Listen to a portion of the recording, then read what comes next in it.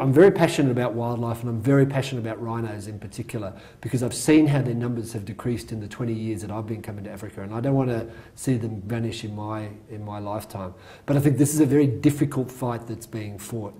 I have served in the army in a communications role in public relations, and I know that not all wars are fought and won on the battlefield.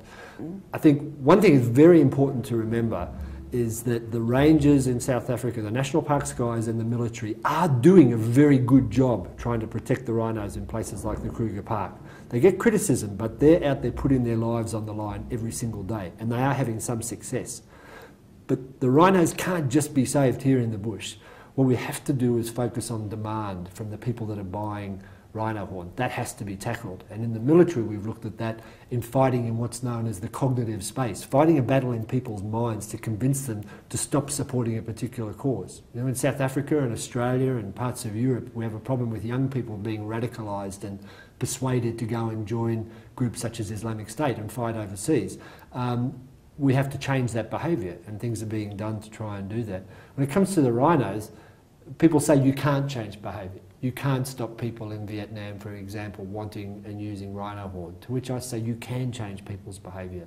It wasn't that long ago that people in Australia, where I'm from, and England and America and Europe, used to make pianos and billiard balls out of elephant ivory. We don't do that anymore because we know it's a bad thing. The market for ivory has dropped off in Japan because people know it's a bad thing. You don't have to do that. People will sometimes say, oh, the rhino trade is driven by people in China and they're consuming all the horn. They're not. The demand is limited to certain countries, particularly Vietnam. If everyone in mainland China decided that they wanted to start using rhino horn again, and it has been popular in the past, there would be no rhinos left. They'd be gone like that. So we can tackle demand. If you look at something like smoking, not many people smoke anymore because we've been convinced that it's a bad thing. And that was an addictive drug. You've got something like rhino horn. If we can have a single focused message and a well-resourced, well-funded campaign and a coordinated campaign to try and attack that demand, I think that we can make a change. But it requires a single voice, a lot more coordination and a lot more resources put in the right area. I've heard the debate in favour of legalising the trade.